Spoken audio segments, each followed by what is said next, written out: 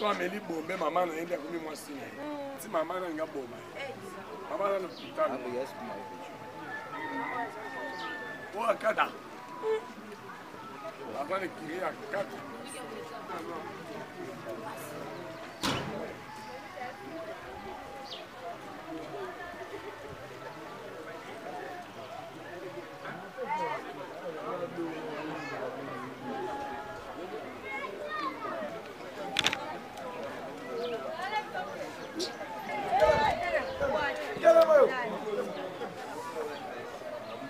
Vous na makadam na commune Ngalema. Obengi biso na mbang to moni 3 bana o te bi bakana bango na te. Ko expliquer bango bakana bango. Na bengi bino pamba te tozo sa musa oyo l'état tindi biso. Pona bato mabe bana oyo moni misato oyo. Na kotangelo bango bien na bakombo na bango musa bato sala na kati ya makadam. Na kanso landinga. Boye. Oyo a violé mwana ya 16 ans. A violé ba pekisi aboy kotika alandi sumo nango a violé teze make olongola fortement criminel oyo ayiba arme ya l'état baza kiri à 4 o mulai wana azali criminel tout fait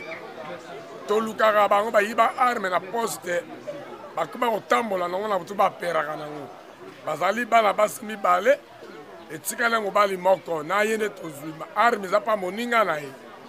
oyo ya misaku oyo soka Mélie Bombé oyo abengi drogue mwasi na ye kuma mama na ye lokola mama boyeki kopesa kosede ye azwi molanga pasoli mama aza na hôpital omoni wana donc oyo mulai wana donc tunalobaki ye soka asimbi arme donc population kotoba baki baujana baosala tracasserie osakana te toloba eza bongo soki asimbi arme toza te akokota mpe na mosala na ye na arme na ye na basi na bana basi mibale nde toza na bosenga na bato oyo leta nde tozwi bango bo akopesa biso itinéraire ya bato na ye nyonso mpo tozosukuma wana kile droit kitoko toye awa na makadam babi makadam ekomi na kimia pa wana mpona bana bana mibale oyo bakangi yo kokoloba nini etanke chef vraiment bon na sepeli mingi il faut policier asala mosala na ye na ndenge esengeli parce soki boye te nde toza calme na makadamu te sinon merci beaucoup policier asala mosala ka ya bana oyo mone ona ndeni namoni bango me soki bazalaka awa soki bawutaka wapi toyebi bango te me bayaka kosala mobulo awa mpo balobake bana makadamu donc lelo mpe balaleli bango cousin mpe oui en tout cas félicitations mpona la police toye na makadama wa bana mibalo babi bacriminel baza bavioleur bazali bakuluna mpe bazali etanke yo kokoloba nao nini papa ya mosala bosali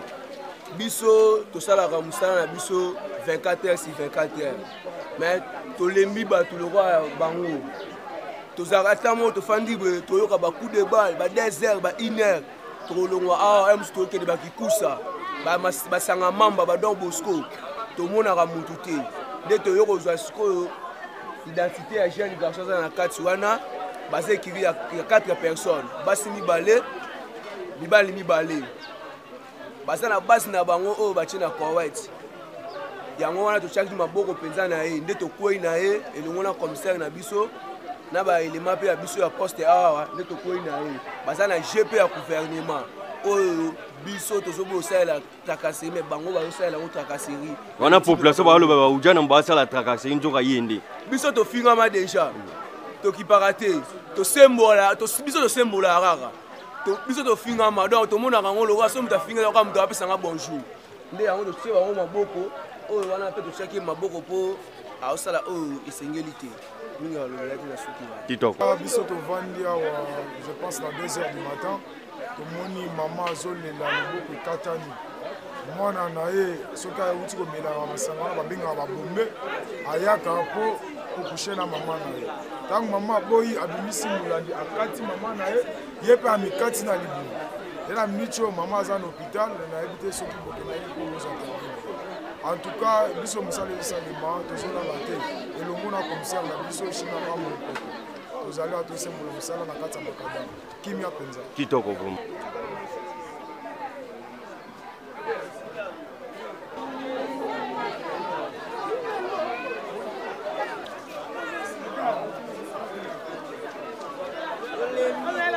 C'est là.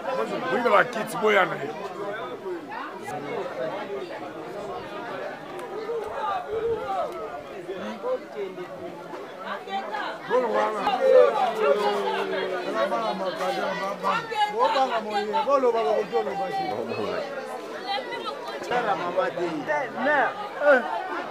Wana mutu moko tako memone